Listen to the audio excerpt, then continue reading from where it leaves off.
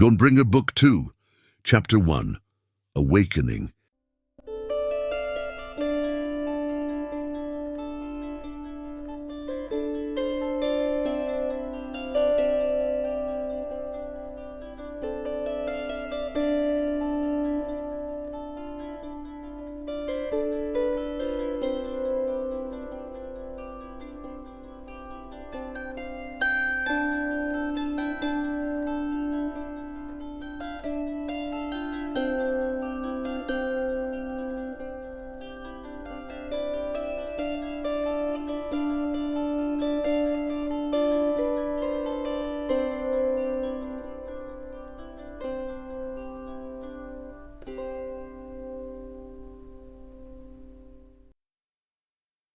Fire surrounds him, licking at the hem of his garments like poisonous tongues, and billowing forth smoke of blackest night, filling his lungs and blinding his eyes. It draws nearer, scorching earth and sky, turning the air itself into living flame. He opens his mouth to cry out, but no sound emerges. Instead, he is overwhelmed, and the fire engulfs him. He sinks to the ground and yields himself up to the flames, to pain, to death. But no, he must not yield to despair. Instead, he reaches out beyond the darkness, the utter darkness, or rather, something reaches out within him, and he yields to its movement, its impulse. A light pierces through the smoke that suffocates him, and before these rays, pure luminescence, pure radiance without violence, pure beauty without force, the flames themselves recede. And he finds himself kneeling against the barren earth in a desolate plain, stretching out in all directions. But the light enraptures him and draws his gaze, and he looks up beyond the desolation, beyond the night of loss, and sees the stars twinkling undisturbed above him. And not only this, but they pour forth their gentle light upon the earth, upon the dead carcass of the land, and from its parched soil seedlings sprout, little green shoots from the blackened soil, as if from fertile earth. He awakes to the sound of voices. Half in consciousness and half out of it, he tries listening to the persons converse, even though he cannot make out the distinct words which pass between them, nor identify who is speaking. But he grows weary with the effort, and gradually the voices fade, and he hears only silence, punctuated by nothing but his own breathing. Exhausted from this effort, he fades out of consciousness for an indeterminate amount of time, and then wakes again. This time, he feels a different awareness stir within him. Even without opening his eyes, he knows that the sun shines full upon his face, warm and bright. But when he tries to open his eyes, he finds himself too weak, and his body does not obey his command, even for such a small thing. Blackness takes him, and he passes again out of thought and awareness. Brother! He hears and he moves to answer, but cannot. Brother! The voice says more loudly, more insistently. "I'm here," he wants to cry, but nothing. Brother! Brother? Eldarian. Celia. Can you hear me? She is standing in the grass, her long hair dancing in the wind. Everything dances. Her hair dances, her clothing dances, the grass and flowers all around her dance, and she herself dances.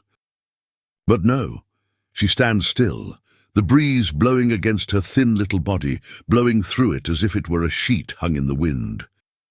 She's reaching out to him with her palm upraised, stretching as if trying to cross a great distance to touch him, to make contact with him.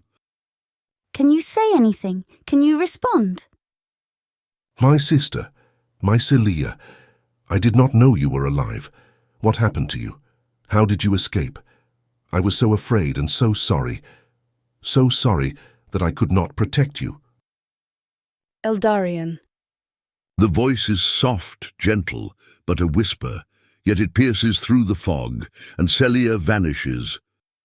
Now he sees only blackness, though his mind begins to emerge from the abyss, from dream and imagination and grief, and he hears her voice, clear and vivid and true. Eldarin, hold fast.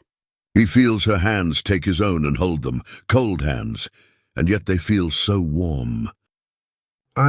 He speaks, and the words come from his mouth. They are less than a whisper, but they are words, not imagination. Flesh, not only thought. More than a dream or a memory.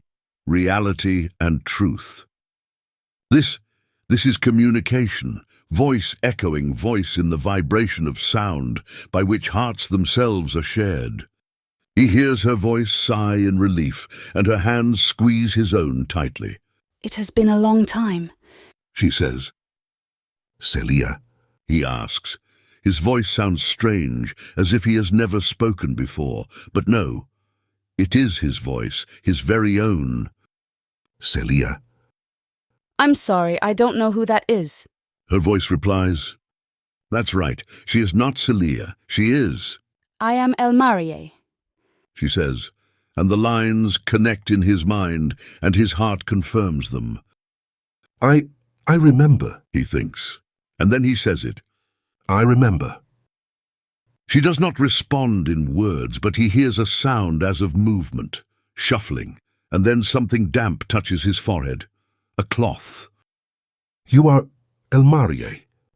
He whispers, and his voice cracks from disuse. And you are Eldarian. She whispers in response, and then he truly remembers, and his heart throbs with 1,000 memories pouring in like a torrent. Is she? Yes? She asks. Is Tiliana all right? She laughs softly.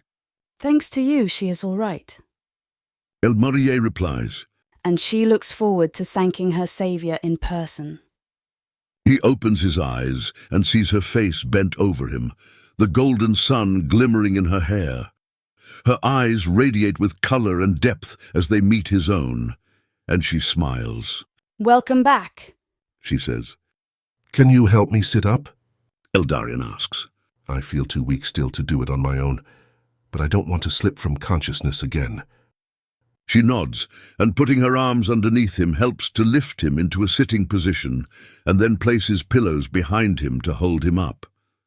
After she has done this, she pulls a wicker chair close to the bed and sits in it. The fire, was it extinguished? Has it harmed many people? He asks. After you left, a concerted effort by the townsfolk was able to put out the flames. Elmarie answers. And most of the people living in the ghetto escaped the fire, though their homes are ruined. How many died?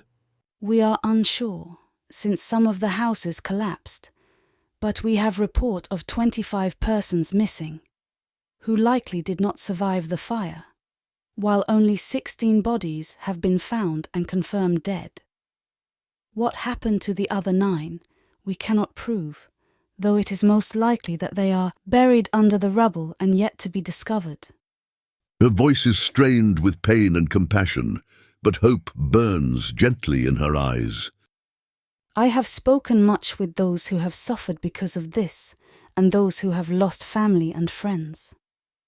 You have spoken much. How long was I out of consciousness? He asks. A little more than a week. Elmarie replies, looking almost guilty. I was lost, I was burning. Eldarian whispers. But then the light came. I know. He looks at her, and their eyes meet for a long moment, pouring out thought and speech beyond words. But it worked, whatever it was. He asks after the silent speech has faded. Yes. She confirms. You bore her, Eldarian. You have probably done it many times in your life without being aware of it. But this was the first time deliberately and fully. And what you bore was great indeed, deep and wide and profound. We all feared that you would not be able to pull through. I wouldn't say pull through, however. He sighs and is surprised at himself, for even as he speaks, it is as if a deeper awareness dawns upon his mind and his heart. It is rather... He continues, discovering the truth even as he gives voice to it. It is rather as if my being has expanded, dilated like a pupil in the sun. like lungs drawing in more breath than they have ever drawn in before. That is precisely it. She responds. But it is a dangerous affair. For before the dilation, there is a weight, almost like a crushing. We were afraid you would be narrowed, even lost. We were afraid that you would lose yourself. She pauses and then she smiles again, and her smile is like silent laughter. But you did not. No, rather you found yourself again. And not only myself. Eldarion says, I found her. It is like she is here inside of me. And what? And you too. Me? Elmarie asks. Yes. You were drawn from the flames and you allowed me to see your need and your pain. And now you live in me. Elmarie lowers her gaze, abashed, and now it is her turn to awaken to a deeper awareness. She has in fact felt different. She knows no better word for it at the moment, since the events following the fire. I did not know until this moment, She says. that you received not only Tiliana but me as well. It wasn't my conscious intention, Eldarion says. but I must have wished for it. You must have wished for it deeply. She says. You were scared and hurting, and she was lost. Eldarion continues, the words forming simultaneously in his mind and on his lips. When I opened myself to bear her, to carry her, I opened myself also to you. And you did, and we owe you more for it than we shall ever be able to repay. Says Elmarie. Eldarion chuckles softly at this and says to her, You should speak to Rolain. He knows that there are certain debts that are not debts but gifts, bonds of the heart, of the spirit, uniting together into one those who before were two. How could there even be a balance of accounts for such a debt? Elmarie simply looks at Eldarion, at a loss for words with which to respond. He sees her face full of emotion so deep, so genuine, and so authentic that he has no words to describe it. And then his mind jumps back to the time immediately preceding the fire and sees again, in his mind's eye, Rolain pushing open the door to the Hera's palace and shutting it again behind him. Is Rolain here? Is he all right? What happened at the palace? Hush! Elmarie says. He is safe. Regarding the rest, we will speak of all those matters soon enough. But it is still too early. You need to recover. He nods silently, and almost as if her words gave him permission, he feels fatigue engulf him. Tiliana will come see you in the morning. Elmarie says.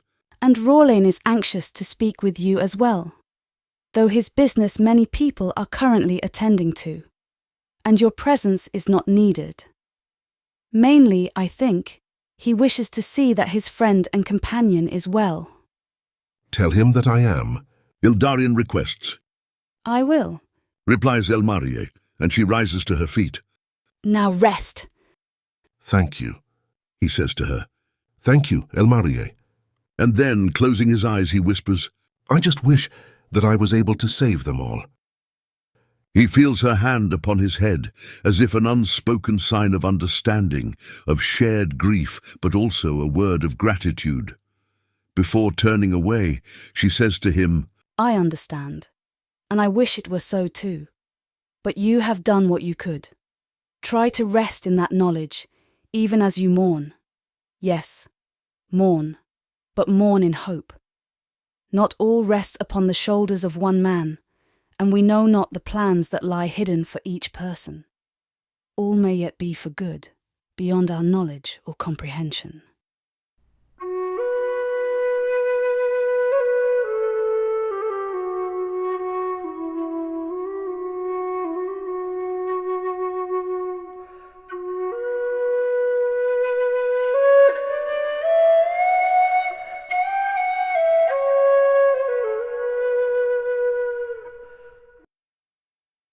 As morning dawns on the following day, Eldarion rises with renewed vigor and sits up of his own accord. The first rays of dawn filter in through the slightly parted curtain of the window of his room and play on the opposite wall. He watches the dancing light for a while, simply present, simply abiding, with hardly a thought, and sees it pass from the reddish-orange of early dawn to the golden-white rays of full day. And then he rises to his feet and tests his strength. He finds that he has no trouble standing or walking, and so dresses himself in attire that has clearly been arranged for him, lying over the back of a chair beside the bed. These greatly resemble his previous clothing, now worn by much travel and pervaded by smoke and flame, but they are new, as if recently made for precisely this purpose. He pulls on the trousers and boots, and then a light white undershirt, and, over this, a padded gambeson. His mail hauberk hangs against the wall, but for now he omits it, and instead pulls on his tunic and overshirt. Just as he is about to push open the door and step out into the corridor, he realizes for the first time the extent to which he is famished. With a stomach twisted by pangs, a mouth parched and lips dry and cracked. More than a week indeed must have passed, with very little water and almost no food, perhaps none solid. This awareness only makes him more grateful for those who cared for him, thus preserving his very life during this time. He intends to thank them and reaches for the door when he hears footsteps approaching in the corridor outside. Then a moment later the door opens and a face appears in the doorway. "Good morning, sir," the young cleric says with a bow. "Syrian told me to come wake you, but as I see you are already awake. No matter. He himself shall be by shortly with breakfast, and he wishes to sit with you for a while if you are well enough."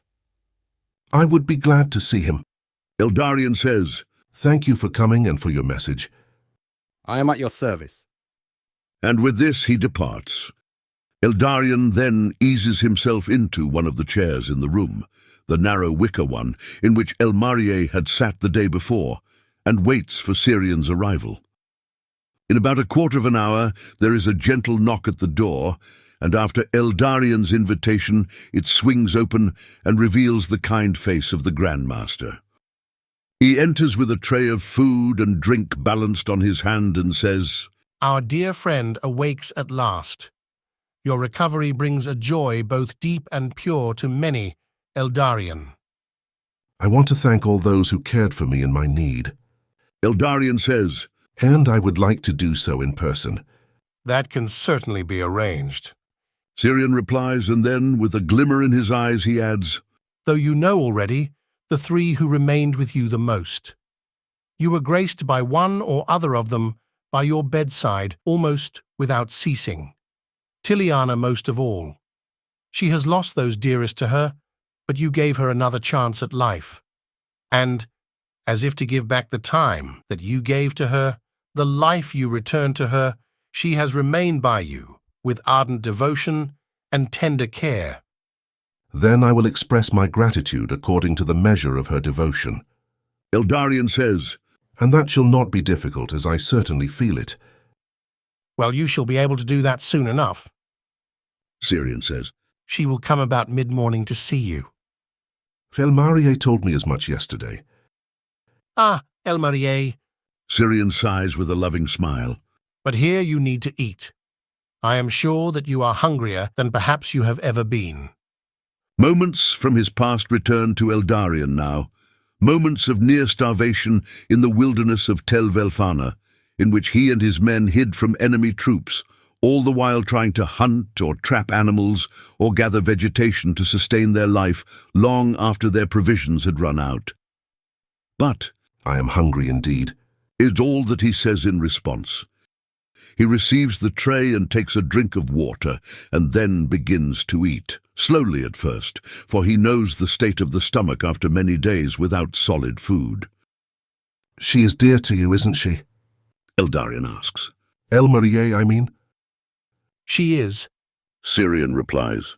though she has only been with us for 2 years. There is something special about her. Eldarion remarks. Though that is a word I am loath to use about anyone, since each person is special in their own way. I understand what you are trying to say. Syrian responds. Perhaps the word you are looking for is sacred or mysterious. There is something mysterious about her. Something mysterious that lives within her. Eldarion proffers. Precisely. And Syrian looks at Eldarion deeply, his eyes speaking more deeply than his words. But He begins, trying to give voice to what his eyes have attempted to say.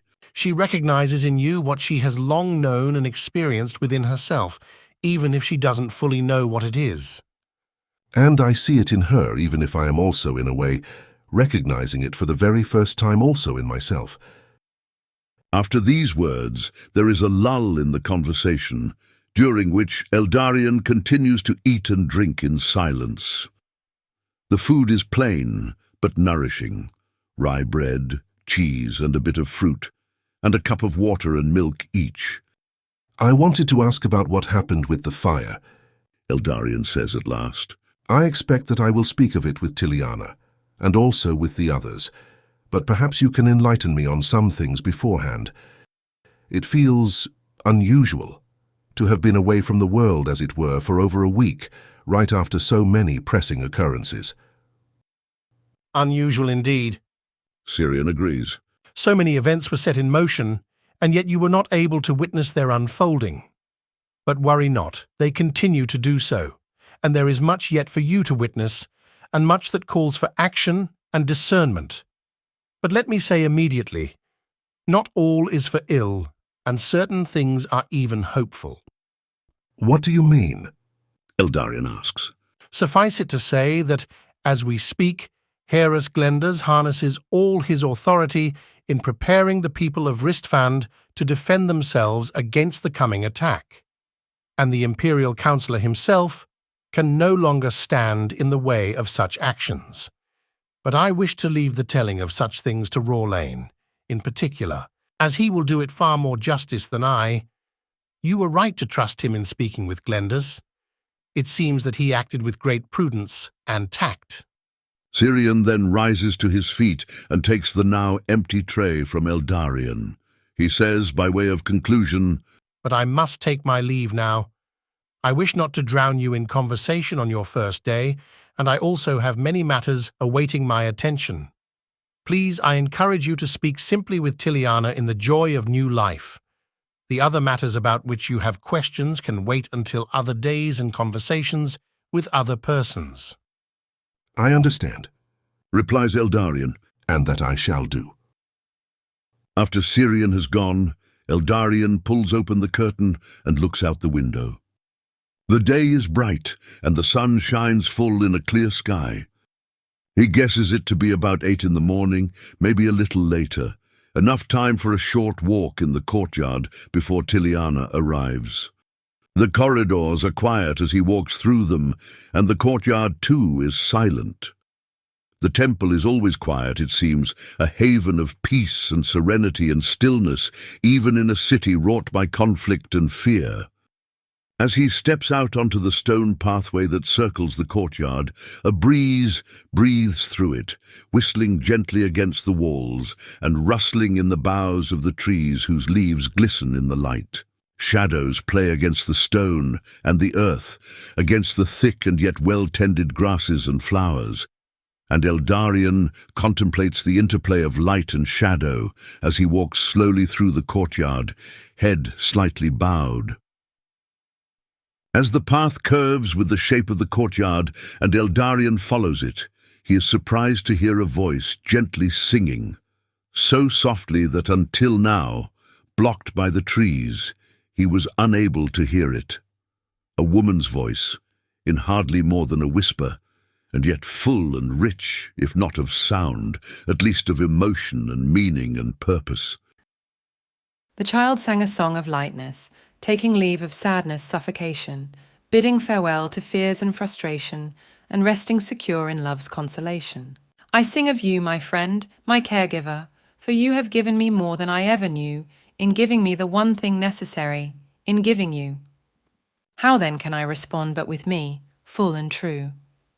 And she danced upon the blades of grass, unbending, and she alighted upon each flower, each petal, like the dew of morning soft, and, in sun's light, glistening, and all the while, with joy in her heart, singing.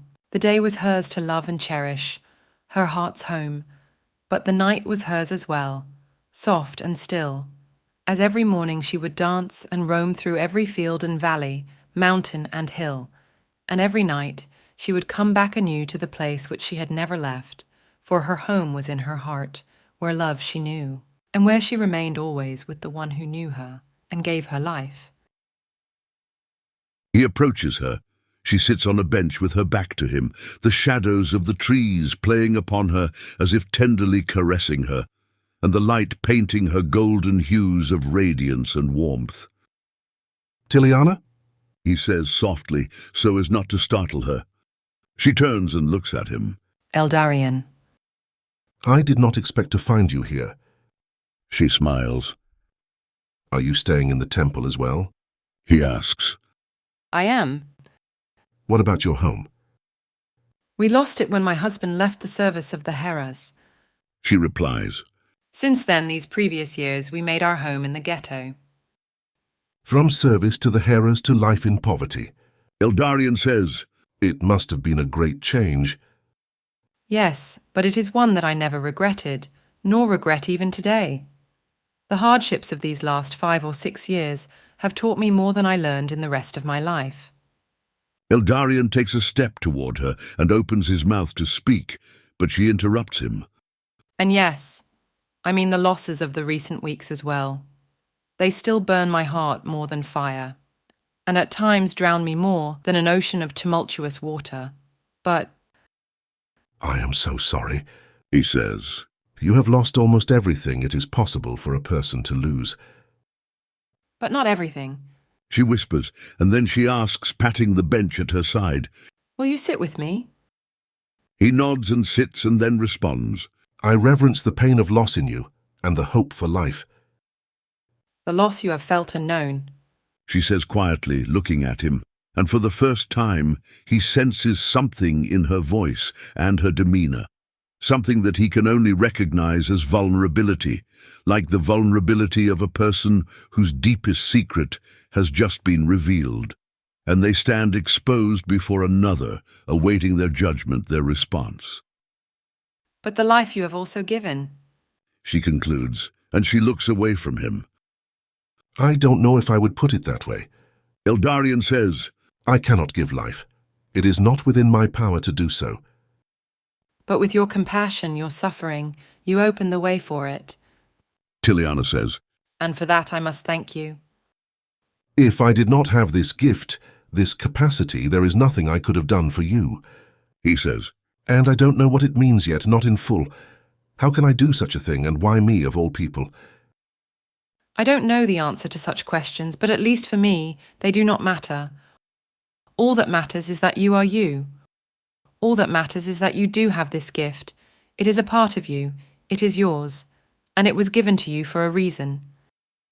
For such a gift of love can be manifested only in a person with the love to embrace it, and to give it, to bear it, as a gift for others. She turns and looks at him again, as if exerting an effort to overcome her vulnerability and to meet his gaze. Perhaps you don't know it, but when you received all that was mine, when you felt it within you, I too felt all that was yours, your very heart, and never before in my life have I encountered something so beautiful. Tiliana. Eldarion says, at a loss for words. This is all so new for me. For so long I sought to help others with the strength of my arm and my skill with the blade. I had no idea that I could offer them protection, help and healing from a place so much deeper, a place where the law of being is not power or strength, but the weakness and exposure of the heart to embrace, to hurt, and to love. And you stepped into that place without hesitation. Tiliana says, Doing thus, you have been for me the kindest and best of friends. I can only hope to give some return for what you have given to me. Yet there is but little that I can offer. I am not like Rawlane, who can be your protector and your companion in journeys and in battle. Nor am I wise and learned, a guide and giver of counsel, like Syrian. I am not even like Elmarie, whose heart so obviously and so deeply understands your own and supports you with this understanding. No, I am weak and poor, but what I am and what I have is yours, and I shall stay by your side to the end. I fear that we walk into danger and even unto death. Eldarion replies, How can I allow you to join your destiny with mine, if that is what it means? Whether you wish it or not, answers Tiliana. you have already done so. Forevermore, my life is bound up with yours, and as you fare, so must I. That is not true. The life that was given to you is yours. It is yours to live as you wish. There are no conditions placed upon it. I speak not of conditions. Says Tiliana. I speak of something else. Of something as freely given as you first gave the very substance of your life to rehabilitate my own. Eldarion is silenced as much by her words as by the intensity within her voice, an intensity of tenderness, of gratitude, and, the tenor is unmistakable, of love. He knows not how to respond, for though he wishes to protect her, to spare her from harm, he cannot deny that her response to him now in this moment and the intentions of her heart move him deeply and align with unspoken wishes within his own. At last he finds his voice and says to her, If that is the decision of your heart, then I receive you with gratitude, humbled before the gift. And I promise you today that I shall protect and care for you to the utmost of my power and even of my weakness, henceforth until the end.